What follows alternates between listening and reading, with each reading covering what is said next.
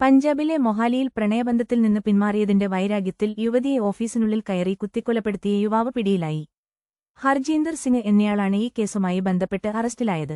ഒരു സ്വകാര്യ കോർപ്പറേറ്റ് കമ്പനിയിൽ ജോലി ചെയ്തിരുന്ന 29 വയസ്സുകാരിയായ ഡിംപിളാണ് ദാരുണമായി കൊല്ലപ്പെട്ടത്. ജൂൺ 4 തീയതിയാണ് ഈ ഞെട്ടിക്കുന്ന സംഭവം നടന്നത്.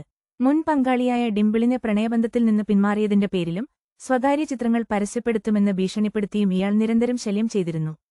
ഇതിലുള്ള വിരോധം മൂലമാണ് പ്രതി ഓഫീസിലെത്തി ആക്രമണം നടത്തിയത്. കൈയിൽ കരുതിയ കത്തിയുമായി എത്തിയ പ്രതി ഡിംപിളിനെ തുടർച്ചയായി കുത്തുകയായിരുന്നു. ആക്രമണത്തിന് ശേഷം സ്വന്തം കഴുത്തിൽ കത്തികൊണ്ട് മുറിവേൽപ്പിച്ച് ഇയാൾ ആത്മഹത്യയ്ക്കും ശ്രമിച്ചു. ഗുരുതരമായി പരിക്കേറ്റ ഇരുവരെയും ഉടൻ തന്നെ ആശുപത്രിയിലെത്തിച്ചെങ്കിലും ഡിംപിളിന്റെ മരണം സ്ഥിരീകരിച്ചു. പ്രതിയായ ഹർജീന്ദറിനെ അടിയന്തര ശസ്ത്രക്രിയയ്ക്ക് വിധേയനാക്കി ജീവൻ രക്ഷിക്കുകയായിരുന്നു. ആശുപത്രിയിൽ നിന്ന് ഡിസ്ചാർജ് ചെയ്തതിനു പിന്നാലെ ഇയാളെ റിമാൻഡ് ചെയ്തു. ഓഫീസിനുള്ളിലെ സുരക്ഷാ പാളിച്ചകളാണ് സംഭവത്തിന് വഴിവെച്ചതെന്ന് ജീവനക്കാർ ആരോപിക്കുന്നു. ഇത്തരം വാർത്തകൾ വേഗത്തിൽ അറിയാൻ ഞങ്ങളുടെ ചാനൽ ഇപ്പോൾ തന്നെ സബ്സ്ക്രൈബ് ചെയ്യുക.